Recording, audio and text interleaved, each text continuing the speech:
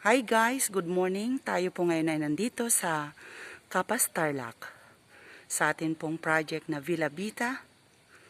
Ito po ay gawa ng Ayala Land. Tayo po ngayon ay nandito sa kanilang clubhouse. Ayan po.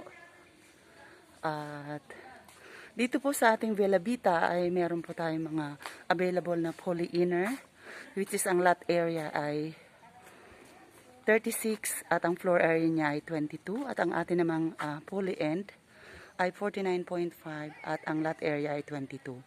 Ang maganda po dito sa Villa Vita ay meron na po siyang designated parking sa may mga sasakyan. Yan po. At bare type po ang ating turnover. No, napakaganda po at ang kagandahan dito ang kanila po mga kalsada. Makikita po natin dito sa ating video. Ito po ay socialized row house pero napakaganda po ng kanyang mga units dito at hindi po halatang socialized ang inyong unit kapag ka po in-avail nyo. Ang ating pong mga window ay sliding window. Yan.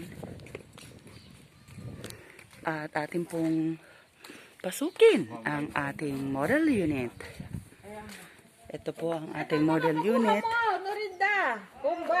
Ito po ang ating model unit. Yan, dress up na po siya. So, kapag ka na-avail nyo po ang unit, ay pwede nyong gawin ganito. Yan. So, perfect po sa nag-start ang family. So, actually po ito, dalawang unit marahil kinuha ng buyer. Kaya, pwede nyo po itong i-combine in the near future. Gusto nyong mag-avail ang dalawang unit. Yan, ito po ang isang door niya. Yan. So, yan, dalawa po ang room nila dito. So, maganda po siya. At yung door na pinasok natin kanina, may another door din dito kasi doble pa nga.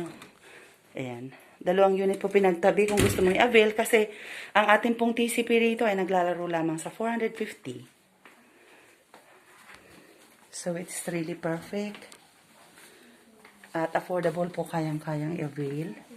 Kung kayo po ay minimum earner, pasok po kayo dito dahil ang required income dito ay 10,000 to 12,000. Pwede po yan. Meron pa rin tayong door dito palabas, kaya kahit saan-saan lang po tayo pwedeng lulusot. At meron pong toilet. Yan. So, very affordable po. At napakaganda po ng mga offer natin dito sa Villa Vita. So, if you are interested, follow me to my YouTube channel, Chat Bolivar. At sa aking Facebook account, of course, Chat Bolivar pa rin po. So, ayan yung lingkod. Have a great day. Bye.